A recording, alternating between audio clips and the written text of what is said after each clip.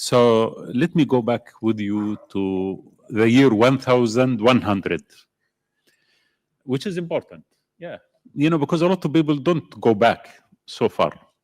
In the year 1100, there was a gentleman called Baldwin the First. I don't know if you hear him or not. But then, by that time, by the way, he was a very important, famous guy.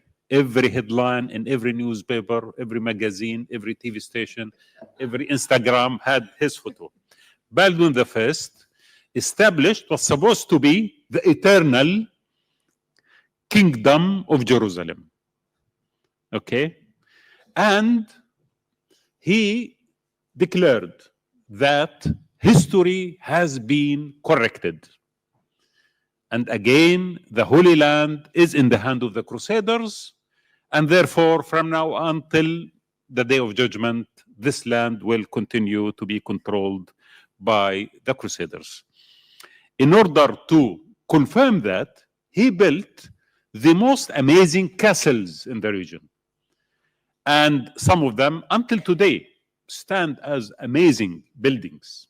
Really. One of them, of course, is the Shobak. It's called the Shobak Castle, if people are aware of it, which stands as one of the most amazing. And it was supposed to be the series of castles on the river of Jordan in order to protect the state, which was formed at that time forever. The castle still exists. Baldwin did not survive the century, and his kingdom disappeared as quick as his two successors took over that kingdom of Jerusalem. 100 years later, a little bit, another gentleman decided to correct history in the Middle East. His name is Hulaku. And this time, he wanted to erase the civilization by taking over Baghdad and destroy it totally, a total genocide of the population of Baghdad and the rest of the major cities after not very long time, to his offspring becoming part of that region, embraced Islam and being digested by the flow of history in the land. Embraced Islam and being digested by the flow of history in the land. Many others tried the same. Napoleon Bonaparte also, he tried to civilize Egypt, if you remember, with his magnificent army of soldiers and scientists when they took over Egypt, to civilize Egypt and bring enlightenment to the region. He survived 3 years and he was humiliated and kicked out. So I can count tens of initiatives, ending with Sykes-Picot, of course, which has created the current reality of fragmentation, of chaos and total collapse that we are suffering from today.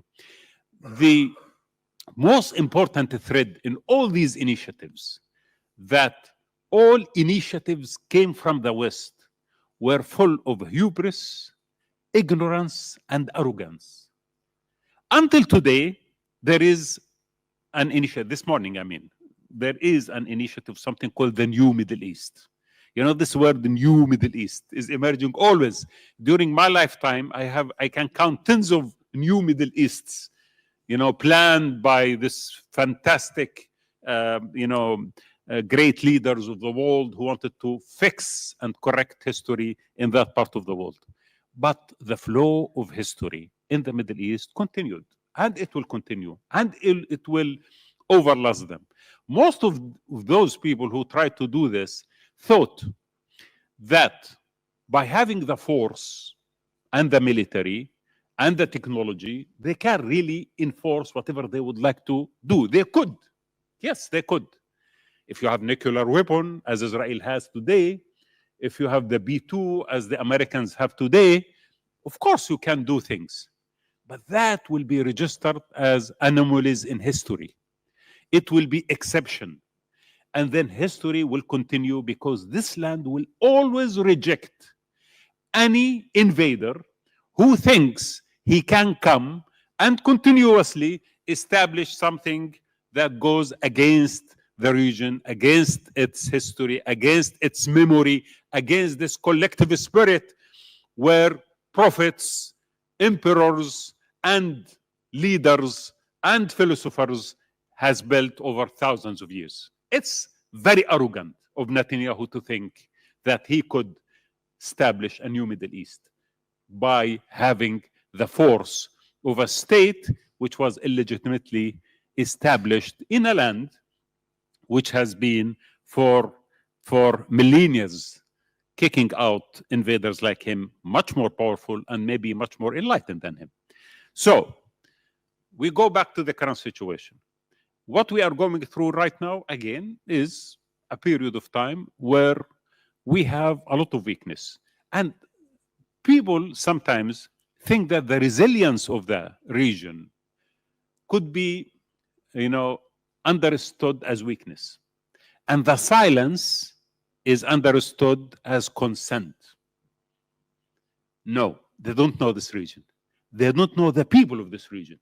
They don't know the multi-layers personality and memory of this region. Silence is not consent, and resilience is not weakness. But the Palestinians in West Bank and Gaza are giving to the world, day after another, an example of endurance and examples of resistance that no one has seen before. When we are talking about Vietnam, which was bombed, as you know, and destroyed for 8 years, small size of Gaza bombed 18 times. If you compare the geography, more than Vietnam, and still the people of Gaza are there. This is very important for us. At the core of all these grand initiatives of the so-called New Middle East stands Palestine and the Palestinians. And as long as the Palestinians are suffering from this injustice, whoever normalizes with Israel, it does not really matter. Israel will always feel existential fear, simply because it could not recognize justice for the people of Palestine. Regardless of who's going, tomorrow you will see, maybe you might see, governments in the region rushing to shake the hand of Netanyahu in order to convert him from a man of a genocide into a man of peace. It could happen. Why not? I mean, these guys could do it. But think about it. This is irrelevant to the grand picture. As long as there is injustice, there will continue to be resistance. There will continue to be people who will stand against the current structure and maneuvers to engineer and re-engineer the Middle East. It's not going to happen. So this is a moment where we need to take a stance. Why? I think what's happening now, Gaza could become the graveyard of not only the world order, because I think the world order already collapsed. It is the graveyard of every noble idea and moral standard that we taught our children to teach their children.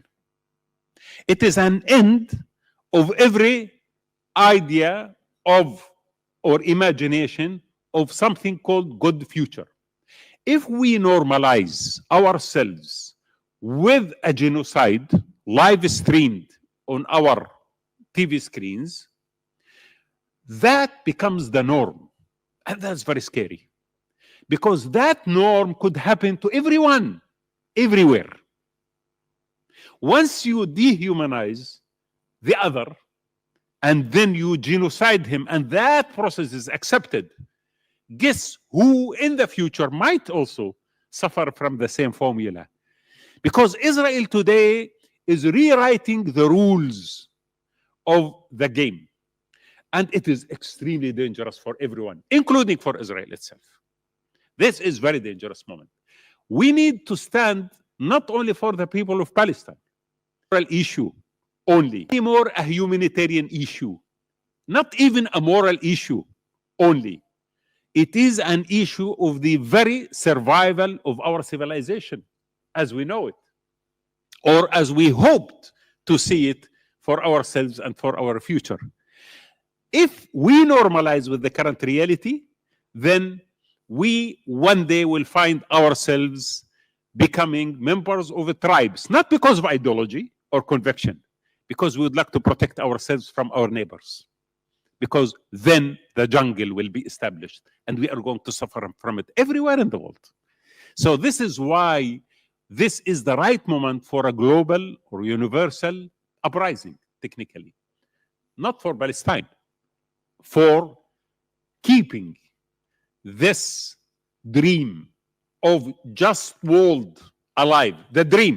I know that most of the regimes and the establishments across the world, especially in the West, are partners in this genocide. I don't count on them. I've never counted on them. I don't think anyone should count on them anyway. But our future is much more precious to be left for politicians. I think we need to take it ourselves in order to defend ourselves, our future, our children, our grandchildren, and our values and the dreams that we have ever thought about.